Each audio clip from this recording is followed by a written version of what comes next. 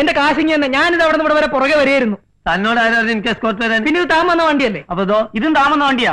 അല്ല, ഇത്തരത്തിൽ എനിക്ക് വരാൻ 2 വണ്ടിയോ? നിങ്ങൾ എന്താണ് പറയുന്നത്? ഇതെന്താ ഓട്ടോ സ്റ്റാൻഡാ? എടുത്തു മാറ്റാ വണ്ടി. അതല്ലേ ചോദിക്കുന്നത്, എന്താ ഓട്ടോറിക്ഷ സ്റ്റാൻഡാ? ഒന്ന് പിടിച്ച് മാറ്റുവാൻ ഞാൻ ഇപ്പൊ വരാം. ഒരാളൊന്ന് കേട്ടോ, താനിത് എവിടെ പോകുന്നു? കണ്ടൂടെ ഇതിന്റെ അകത്തേക്ക്? ആരെ കാണണമെന്ന് പറഞ്ഞാൽ വിളിച്ച് കാണിച്ചു തരാം.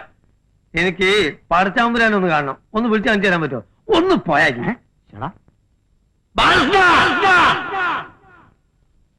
എടാ, നീ ഇതിന്റെ ഉള്ളിലല്ല, ഏത് ബഹറിന്റെ ഉള്ളിലാണെങ്കിലും അംസക്കോയ കണ്ടുപിടിക്കും.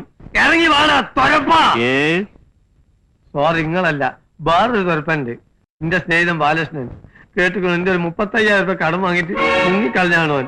സഹോദരന്മാരെ, നിങ്ങൾ എല്ലാരും കൂടി അവനോട് ആ പൈസ ഒന്ന് വാങ്ങിത്തരുമോ? അല്ലെങ്കിൽ എന്റെ പെങ്ങളെ കല്യാണം മുടങ്ങിപ്പോവും.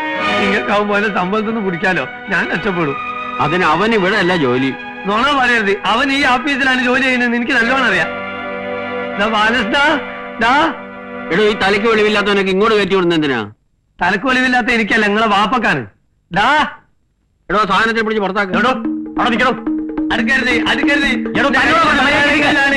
പല്ലാനോടുക്കല്ലാത്തിട്ട് ഒറ്റ കുട്ടി അടുക്കരുത്. ആഫീസ് ഞാൻ അടിച്ചു പൊളിക്കണ.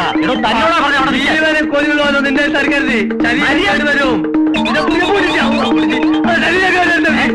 എന്റെ സ്വന്തം ശരീരം കയറിയിട്ടില്ലല്ലോ. അത് അവിടെ നെക്കില്ല, അതിൽ തക്കെ നെക്കില്ല. അതാക്കി പഠിച്ചാല് കൗത്ത് പിടിക്കല.